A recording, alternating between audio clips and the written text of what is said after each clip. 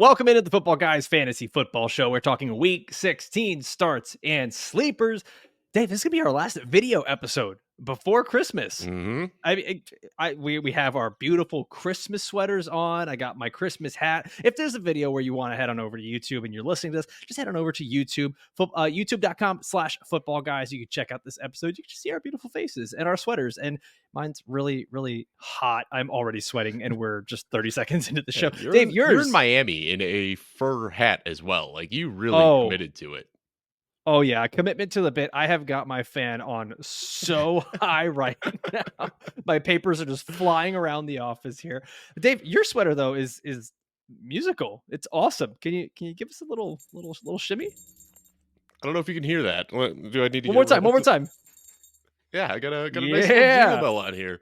I Listen, found this when I was in college at Goodwill. So I've had it for about 15 years now, and it's musty. It's disgusting. I'm scared to wash it because there are so many little trinkets. I've got little like bombs tied all over to it as well. I mean, it's a good one. A what? It's A bonbon? I don't know what you call these things. They're like little. Isn't that a? Yeah, that's a food. Yeah, I don't know. I don't know what you call them. That's Pom-pom, maybe? Pom poms. There you go. There it is. Yeah, look at pom-pom, you. bonbons. Merry Christmas. Look at us. Sweater talk here to start off the show. Tonight, we got Thursday Night Football. Rams versus the Saints. Dave, I'm going to start off the show here with 3 sleeper picks that we have. As always, we want to remind everyone, head on over to the Sleeper app where you can select your favorite sleeper picks. I'm going to give you 3 of them right here. And this is basically, it's kind of just like a prop bet. You're picking a stat line over or under the stat line. First one I want to take a look at here, Dave, is Alvin Kamara over 4.5 receptions. Over the last 7 weeks, the Rams have allowed an average of 5 receptions per game to running backs. Kamara's hit this line in 3 of his last 5 games. The 2 games he didn't, this versus Atlanta and Carolina, games where everything slowed down a lot. It's a very different pace of game there. Going up against the Rams and their pass-heavy attack, I would not be surprised to see Alvin Kamara smash this line of 4.5 receptions. Yeah, that's a pretty easy one. I mean, we've seen Derek Carr loves throwing the ball to him. I mean, he is pretty much the de facto wide receiver one when he's on the field. He's averaging 6.2 receptions per game on the year. So, yeah, definitely taking the over 4.5 there. Well, and no Michael Thomas just continues to be. I mean, he might be back. I was looking at reports that he might be coming back soon, but yeah, it just Michael Thomas might be back soon. I feel like we've been saying that. Yeah, we've heard that before. All right, next one on here. I'm going to take the under. Puka Nacua under 5.5 receptions. He has been under this line in every single one of his last 7 games. Puka Nacua has not been able to hit 6 receptions in any of his last 7 games. The Saints also allow the fewest receptions to wide receivers, 8 per game. I'm not saying per wide receiver, per person. This is to the group. Yes. Wow. The Saints allow the fewest receptions to wide receivers in the NFL since week 9. This has been a really interesting trend that receivers just simply aren't catching the ball against the New Orleans Saints. So I'm going to go with an easy one here. Puka Nacua under 5.5 receptions. And then the last one here, Kyren Williams over 91.5 rushing yards. And I understand this is a very high line for him to clear, a high threshold, but over the last 5 weeks, the Saints are allowing 126 rushing yards per game to the running back position, second most in the NFL. Kyren's hit this total in 3 of his last 4 games, and that one game where he didn't his last was 5 as well. Oh, yeah, there you go. Look at that. Numbers are fun. And the one game where he didn't was Cleveland, where Cleveland has typically been a top 10 defense against running backs throughout the season. So let's recap those really quick. Alvin Kamara over 4.5 receptions, Puka Nacua under 5.5 receptions, and Kyren Williams over 91.5 rush yards. Dave, which one's your favorite out of these 3? Kyren, even with the really steep line there, I mean, he has been on an absolute tear. I feel like we've talked about it so much over the last couple of months here. After that Week 6 game against Arizona, I ate my words on Kyren Williams. He looked good. Talked about it on Monday's show. Like, I'm trying to figure out what to learn from this situation here, but it's just Kyren Williams looks like a really, really good runner. Didn't really see it early in the season, but he has completely changed my opinion on him. That's the mistake by you. Don't try to learn anything from fantasy football. We won't learn anything ever. We just keep being wrong and then keep being right. And it's just a vicious cycle. All right, let's jump into our Week 16 starts and sleepers. We're going to start off here with the running back position. Dave, why don't you hit us with your first running back start of the week? I got to be honest. I don't really like either of my starts this week. My start or my sleeper But there's a lot of really tough matchups this week, and we gotta talk about it here. Ezekiel Elliott, I know Ezekiel Elliott, but he's going up against Denver. And Denver, they haven't been good to running backs. We know this, or they've allowed a lot of points to running backs. Even if we take away that Miami game where they got gashed by Achan and Mostert, they're still allowing the second most points per game to opposing fantasy running backs. They've allowed 2,300 yards and 17 touchdowns to running backs through 14 games so far this season. And for whatever reason, they find themselves in a lot of goal to go situations. They've given 45 attempts to running backs inside the 5 yard line. So, there's going to be opportunity here for Zeke to stumble into the end zone. They've been a little bit better lately, but still not great. Still, one of the bottom half of teams over the last month here. But really, what it comes down to is that Zeke has seen 14 targets over the last 2 weeks. And, it's been pretty even, too. We saw 8 2 weeks ago. We saw 6 last week. So that sort of pass catching upside and the opportunity to score a touchdown against Denver makes him a pretty alluring option for me. I've got him just inside my top 15, starting him ahead of DeAndre Swift, who's been ice cold, starting ahead of Devon Achan, who Yep. Yep. the upside is there, but I don't know if he's not 100% healthy or what it is, but Mostert's clearly the guy there. And then Saquon Barkley, you pulled that great split earlier in the week about how he struggles against good defenses and going up against Philly. So Ezekiel Elliott's a guy that you might have picked up off of waivers a few weeks ago, and I'm ahead of some pretty high profile names this week. We're in 1000% agreement here. I've got him actually as my running back 14 on the week, directly ahead of DeAndre Swift. So Oh, same thing there. Same thing there. And I've got him ahead of a bunch of all the same guys that you mentioned. So we're in lockstep on that one. I'll give you my running back start of the week. And this is almost kind of embarrassing to say because it's a good player. It's a name that you're just like, well, yeah, duh, it's a start. But you know what? There's been a lot of questions about it this week. And he was the topic of conversation after the games this past week. Bijan Robinson going up against the Indianapolis Colts. And I know I'm brave. I'm brave. I'm really strong out here for selecting one of the better running backs in the NFL as the start of the week, going up against a really bad defense. But sometimes we just need to be reminded that football can sometimes just be simple. I know that Arthur Smith doesn't make things simple, but good players in good situations going up against a bad team, don't overthink it. Don't get too cute here. If you have Bijan mm. Robinson on your team, he's the guy that brought you here. You need to play him. Dave, I can't think of 24 running backs that I would start over Bijan Robinson. I don't know that I can think of 15 running backs that I would start over Bijan Robinson this week. It couldn't And last week either. yeah, well, dang it! Don't lawyer me right now. No, here, I'm making a point. let me throw a little narrative based argument to help you out with Bijan Robinson. Arthur Blank finally came out and Yes, said that okay, that's what I was this. gonna say. Sorry if I stole your Yep, thunder there, yep. but No, yeah, you 100% did. That's fine. Go for sorry, it. but yeah, Steal my Arthur thunder. Arthur Smith's seat is a little warm now, and Arthur Yes. Blank, has kind of been supportive of Arthur Smith through all these years and all the shenanigans, but it seems like now he is kind of putting him to the fire a little bit, and this might be a game where Arthur Smith tries not to get too cute. I saw Pat Fitzmaurice dropped a stat a couple of days ago. I don't know if Oof. you saw this. Yep. Yep. Yeah. Less than one third of the touches last week in the Atlanta offense went to Bijan Robinson, Drake London, and Kyle Pitts combined.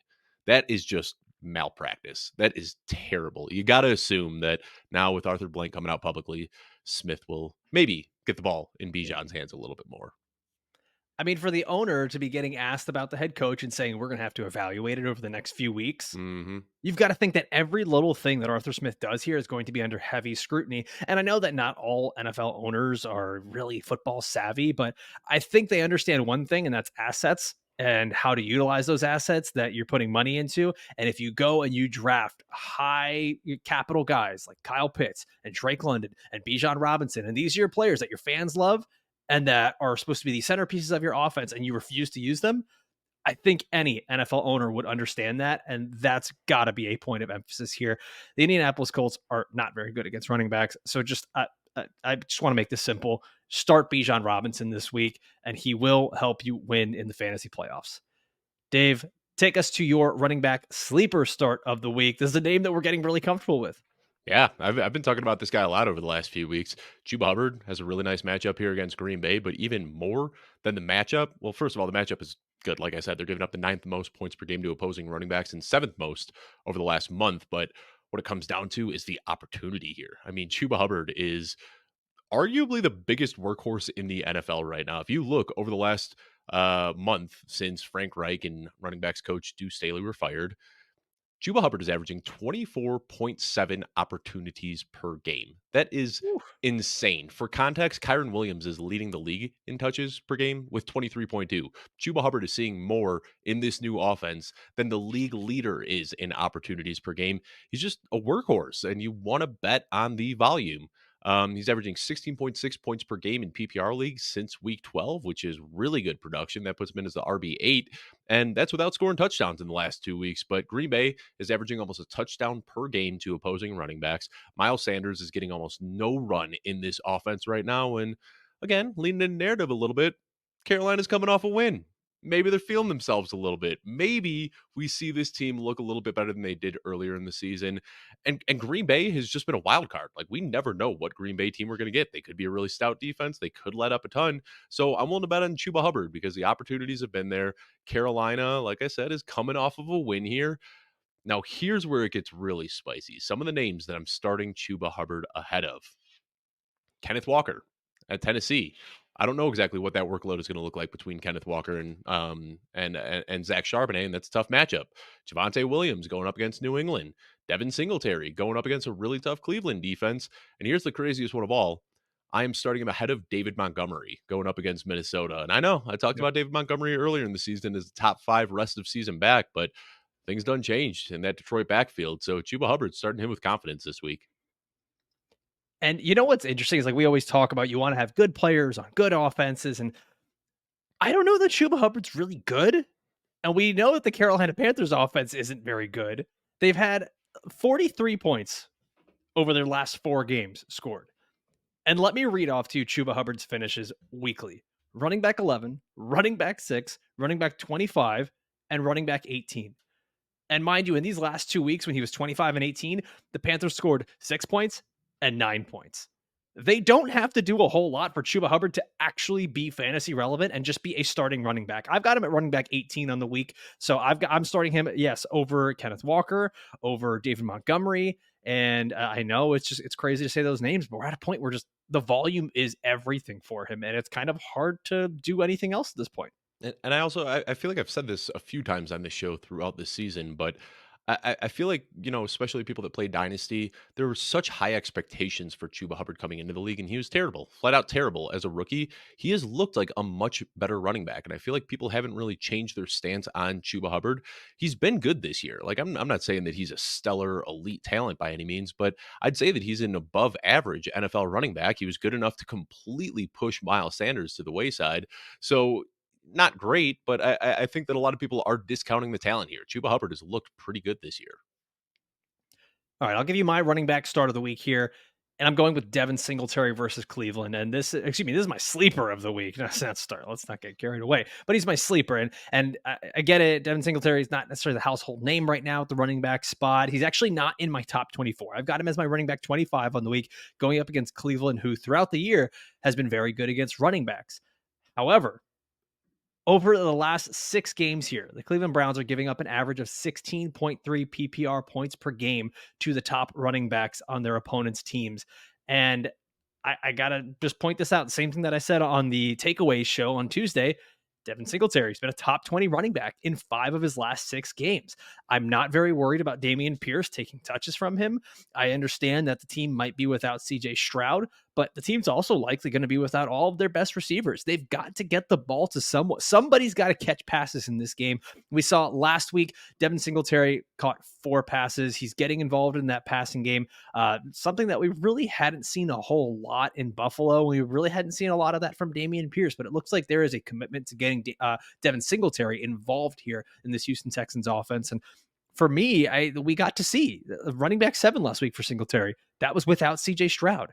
So I don't know that CJ Stroud being in or out truly affects my take on the Devin Singletary startability this week. But if you're looking for a guy that you're kind of on the fringe there, you're like, I need a running back too. So-and-so player got hurt, or I need a guy that I can flex this week. I'm flexing Devin Singletary this week in a half PPR league, going in the flex leagues that Jake Seeley has, going up against our very own Joey Wright here at Football Guys. And I'm flexing Devin Singletary this week going up against the Cleveland Browns. You know what? He had a big game last week, 21 points in PPR leagues, and that was with a huge touchdown called back on a Yep. penalty that didn't really affect the play. I mean, this is another guy. I'll say the same thing I said about Chuba Hubbard. Through his first few years in the league, he didn't look phenomenal. He was kind of propped up by opportunity on a good offense, and now this year he's looking like a very good running back. Like he's picking up hard Yeah. yards after contact. He's getting involved in the passing game. So Devin Singletary is another guy that I think we need to kind of reshape our priors on. He's more than just a volume guy on a good offense. Now he is a talented volume guy on a good offense. Devin Singletary has been very good this year. Yeah. All right, let's move on to our wide receiver starts and sleepers of the week. Dave, hit us with your first wide receiver start of the week. Jordan Addison going up against Detroit, and you're probably starting him anyway. I mean, he's coming off a big 2 touchdown performance here. Justin Jefferson should be back, and that's why I want to mention Jordan Addison, because I think that could make some people nervous a little bit. But Nick Mullins and Jordan Addison showcase some decent chemistry, pretty strong rapport last week. 6 targets, 6 receptions, 111 yards, 2 touchdowns. And what we've seen from the Lions this year is they're a good defense, but they have been susceptible to big plays. So I think Justin Jefferson is going to be that guy that's working underneath, drawing the majority of the targets. But Jordan Addison has been I don't want to say big play merchant, but he has had a lot of big plays this year. And that's where the Lions defense is susceptible. They're giving up the fourth most touchdowns to opposing wide receivers. So this week, Jordan Addison, even with Justin Jefferson back in the lineup, starting him with confidence ahead of Drake London, Chris Godwin, Terry McLaurin. I wouldn't normally start him ahead of Terry McLaurin, but Terry's going to get that shadow from Sauce this week. So, yeah, he fits inside my top 30 this week, trying to get Jordan Addison in as many lineups as I can. Yeah, I'm looking at my rankings right now. Jordan Addison is my wide receiver 25 on the week. Mhm. I've got him ahead of guys like Zay Flowers and Tyler Yep. Lockett, Yep. Jaden Reed, Kobe Myers, Terry McLaurin, guys that Jaden you'd Reed's a probably tough be one for starting. me. Splitting hairs between those two, but yeah, I Yep. like them both. But very different types of plays. Where Jaden Reed is probably going to be a safer floor and a lower ceiling. I think with Jordan Yeah. Addison, you're getting a much higher ceiling. So it just kind of depends what you're looking for. Yeah, I'm in full agreement there. I'll give you my wide receiver start of the week, and I'm happy starting T. Higgins going up against the Pittsburgh Steelers. Once again, we've got no Jamar Chase here, and we've seen that Jake Browning has not only just been a serviceable quarterback for the Cincinnati Bengals, but he's been good. Like Mhm. he's been actually very, very good, and he's helped sustain this offense for fantasy purposes. And you take a look at the Pittsburgh Steelers secondary; they've got no Minka Fitzpatrick, no Demonte Casey, who's been suspended, I believe, indefinitely because of his hit, or at least for a couple Yep. games here, and should miss the rest of the regular season. But when it comes to T. Higgins, I'm going to say targets matter. Okay, he had 8 targets last game and ended up with 2 touchdowns. It wasn't a heavy receiving game. I think it was just 4 receptions on 8 targets, but the 2 touchdowns, those things come from getting targeted the football. Like it's really just a simple formula. Targets turn into fantasy production most of the time here. Now you've got a Pittsburgh Steelers defense who I talked about it previously has not been very good as of late, and I'll probably be talking about them again later on here in the show. That's a little bit of a tease for one of my future starts that we've got here. But yeah, I'm perfectly comfortable starting T. Higgins here. I'm actually Dave, I've got him as a top 20 receiver this week for fantasy purposes. If I'm in the playoffs and I somehow magically got to this round of the playoffs with T. Higgins being one of my higher drafted receivers, I probably need him. I probably need him this week. I've won in spite of him, but this week I think T. Higgins is going to be able to carry me to a fantasy football championship. Yeah, lost in all of the injuries this season, both to T. Higgins and to Jamar Chase and to Joe Burrow, is the fact that T. Higgins is a very talented wide receiver. And, I think people kind of forgot about that because we didn't see the production. We talked about him earlier in the season multiple times as a buy low when we were doing our buy low, sell high shows. And, we were saying go out and get T. Higgins where you can. And I just want to read off some of these numbers real quickly. You talk about Jake Browning being, better than serviceable. Some of these numbers are mind blowing. I've got his player profiler page pulled up right now. Deep ball attempts per game, he ranks third. They aren't slowing down the pass rate at all. He's throwing the ball 36.6 times per game, which is the sixth most in the league. On pressured throws, he is the third most accurate quarterback. On money throws, which, player profiler is a little bit subjective with these, but they're saying that he is the second best in the league on these deep money throws. He's fourth in the league in air yards. Like he has just been doing everything wonderfully. Like you said, like Yeah. it's better than serviceable. Like he has been a very, very good quarterback. I'm sure I'll get chastised for saying this, but this offense with Jake Browning doesn't look much different than it looks with Joe Burrow. Crazy as that sounds. It's not that crazy. This is one of those things that we could substantiate by just looking at the scores, looking at the stat lines, looking at the record, looking And at it, the and it fantasy could production. change. Don't get me wrong. I mean, we Oh see this often yeah, where these guys it come could out, be look he good could for be three, turned into four, a five pumpkin. games. He could, but right now, what we've seen so far is that this offense isn't missing a beat. Yep, yep. All right, go ahead and give us your wide receiver sleeper of the week here. Man, I really just don't feel like good about many of the names that I'm putting out there this week. But you're getting Good vote it's of that time of confidence here year. in the fantasy playoffs. That's what we need. Lots and Yeah. lots of confidence. I mean, you know who you're starting at this point. Like you've got your starters, but some people are scraping the barrel and looking for some things outside of the box. And I'm trying to get you a Yeah, deep name that's what we here want in to help case you with. find yourself in case you find yourself in a troubled spot. Josh Palmer going up against Buffalo. And I feel like we've been beating this drum all season that you just want to start your wide receivers that are playing against Buffalo. And right now, Josh Palmer is by default the wide receiver one. We're recording this Thursday morning, so we haven't seen Thursday practice reports. But as of Wednesday, Keenan Allen still isn't practicing. Talked about this on our waiver show a couple of weeks ago when we said, there's going to be no rush for Keenan Allen to come back with the way this season is panning out right now. And Easton Stick might not be a great quarterback, but they let him throw the ball 32 times. Granted, they were down big, but he was throwing the ball a lot, and they're probably going to have to throw the ball a lot against Buffalo as well. And when you start looking at the wide receiver room there right now, kind of by process of elimination, Josh Palmer is the guy that we want. He led the team last week in targets, receptions, and yards. Like I said, it's likely that they're going to be playing from behind against Buffalo. And once again, Josh Palmer is the most likely to lead the team in targets, receptions, and yards. So starting him ahead of Josh Downs, starting him ahead of George Pickens, who looks like he's in a doghouse right now in Pittsburgh, and Dude, Jerry George Judy again. Pickens. Yeah, yeah. So Josh Palmer, I don't know how high the ceiling is here. Granted, we saw him rip off a huge touchdown last week, which is great, but I think the target volume there for him and the projected game script should give him a somewhat insulated floor where you can feel kind of good starting him as a wide receiver three. Yeah, I'm with you on that. I mean, even though it's Easton Stick, we kind of just get to that point where you have to say someone's got to catch the football. Yeah. Somebody's got to do it. There's not a whole lot of confidence there in Quentin Johnston. We did see tons of confidence in Gerald Everett. So if you are looking for a tight end streamer, that's perfectly fine this week as well. But yeah, I like Josh Palmer there, especially if you're in a bind. That's what this show's about, right? It's like it's not helping you with the obvious choices of like, should I start Debo? Well, yeah, of course you should, but it's those teams where you got to start 3 wide receivers and 2 flexes, and you're riddled with injuries. Who can I start? And That that's leads something me, we're yeah, real quickly. I'm totally gonna go off in a tangent here, yeah. and I apologize, but I don't think that there's a whole lot of value that comes down to like, should I start Alvin Kamara or James Cook, or should I start Christian McCaffrey or Because Rashad you're White? starting both Because of them, exactly. both of You're them. starting these guys, and that's what we're trying to do on this show. And what we've tried to do this year is look at the guys that are more on the bubble, the back Mhm. end wide receiver twos, the flex options, the wide receiver threes, the RB twos. And that's why, this show we're not clamoring that like you need to do whatever you can to get Joshua Palmer in your lineup, but it's more, hey, are you in a pinch? Are you going to be without Jamar Chase? Are you going to be without Keenan Allen? Yes, Are you looking for a guy that you yes, can pick up and plug in? That's what we're doing on this show here. And on that note, yeah. let's hear your guy who we have so much confidence in. Well, okay, so there's a reasonable amount of confidence in these players, but I think that all these players that we talk about, they deserve to have some context to them, right? When we Yes. talk about these guys, and I'm going to give a lot of context this one.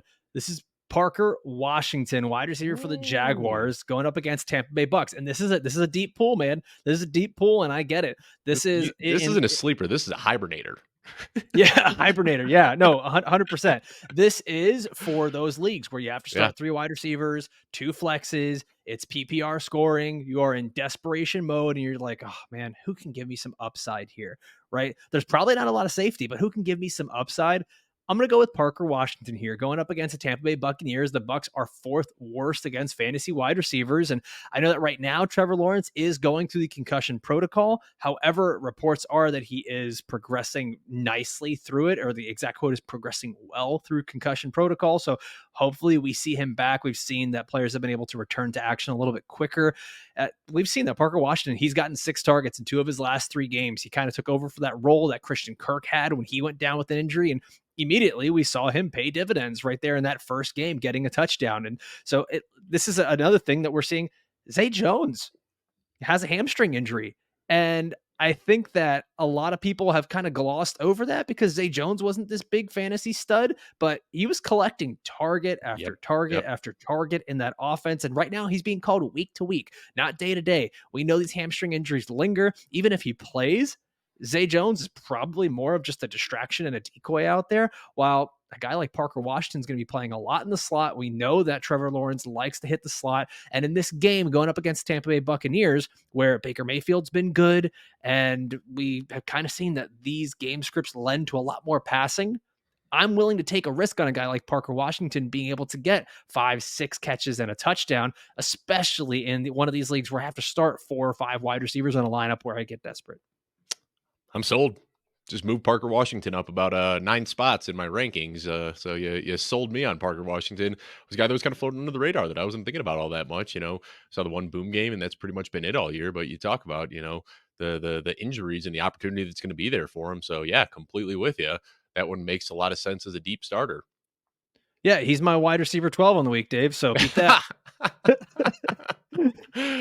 No, I've got him like just outside that wide receiver 4 range. I've got him right now as my wide receiver 52 on the week. Okay, so I'm not saying like you gotta get him in there. I just moved him from 58 to 49. So maybe you okay. convinced Well, me now I'm too gonna move. much. Now I'm gonna move him to 48. No, now I'm gonna move him to 48 just to prove a point. All right, let's go to our quarterbacks here. Dave, give us your quarterback start of the week. Baker Mayfield.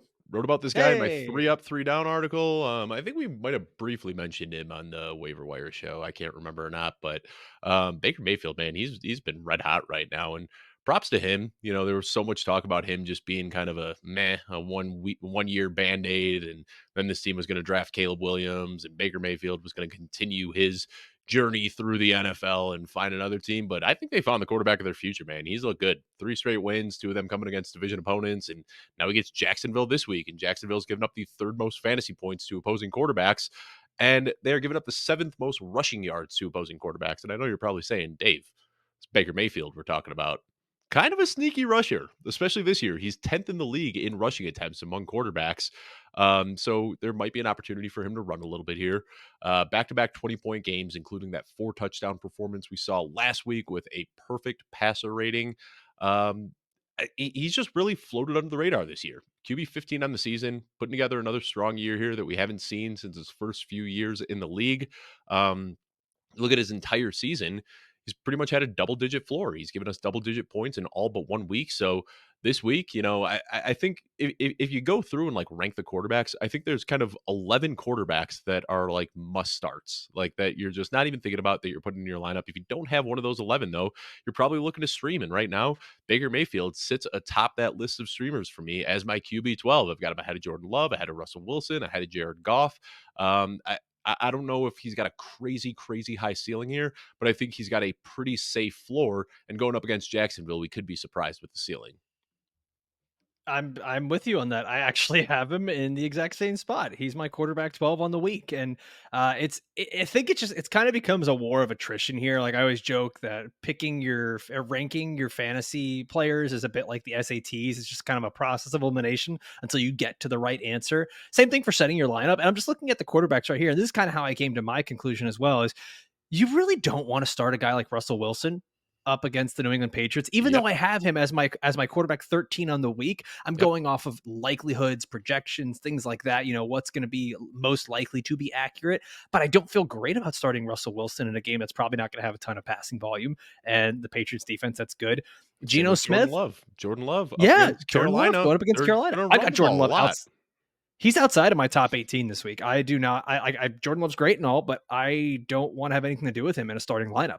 Yeah, and teams run the ball like 65% of the time they take a snap against Carolina. They just aren't throwing the ball, which lowers the ceiling, lowers the floor. So, yeah, a lot of people right now have been relying on Jordan Love for the majority of the season. But if you're sitting here in week 16 with Jordan Love and Baker Mayfield's on your waivers, I'm making that swap. Yeah, no, I'm with you. And I think there's actually 3 guys that kind of float in that quarterback 14 to 17 range right now that all look like streamers this week.